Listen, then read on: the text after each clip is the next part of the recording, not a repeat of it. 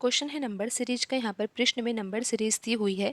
हमें पता लगाना है कि नंबर सीरीज में प्रश्नवाचक चिन्ह के स्थान पर कौन सी संख्या आएगी। तो आइए अब हम यहाँ पर पैटर्न को समझते हैं। आप देखिए 462 लिखा हुआ है और उसके बाद अगली संख्या यहाँ पर 552 है। तो इन दो संख्या के बीच में अंतर कितने का है, डिफरेंस कितना है। 552 में से अगर 462 घटाया जाएगा तो यहाँ पर अंतर आएगा 90 का। फिर आप देखिए 552 के बाद जो अगली संख्या है वो क्या लिखी हुई है, 650 लिखी हुई है ना। तो इन दो संख्या के बीच में अंतर कितने का होगा, 98 का अंतर होगा। फिर 650 के बाद अगली संख्या यहाँ पर 756 है, तो यहाँ पर अंतर होगा 106 का। फिर आप देखिए 756 के बाद अगली संख्या यहाँ पर 870 लिखी हुई है, तो यहाँ पर अंतर होगा 114 का।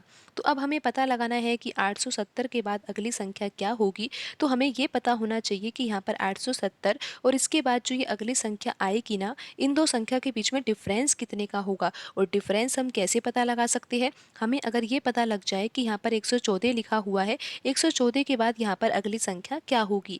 तो आप यहाँ पर देखिए जो हमने यहाँ पर अंतर लिखा हुआ है ना, यहाँ पर जो हमने अंतर लिखा है 90, 98, 106, 114, ये भी एक प्रकार की क्या है, सीरीज है। हमें यहाँ पर ये समझना होगा कि 114 के बाद अगली संख्या क्या होगी। तो आइए अब हम इस सीरीज को समझते हैं। तो 90 के बाद 98 लिखा हुआ है, तो यहाँ पर अंतर कितने का है, 8 का है। फिर यहाँ पर अंतर कितने का है, 8 का है। और 106 के बाद 114 लिखा हुआ है, तो यहाँ पर भी अंतर 8 का है।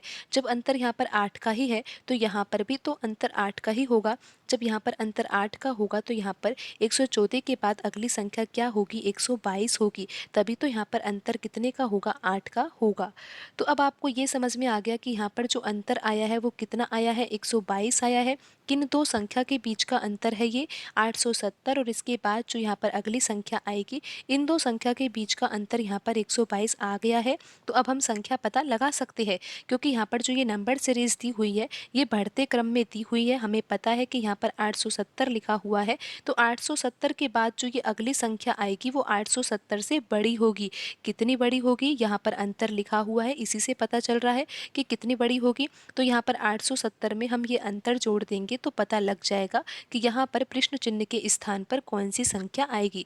तो यहाँ पर क्या आंसर आएगा, यहाँ पर 2 आएगा, यहाँ पर 9 और यहाँ पर 9। तो यहाँ पर संख्या कौन सी आएगी, 992 आएगी। और आप ये देख ही सकते हो कि यहाँ पर ऑप्शन बी में लिखा हुआ आंसर क्या है, 992 है।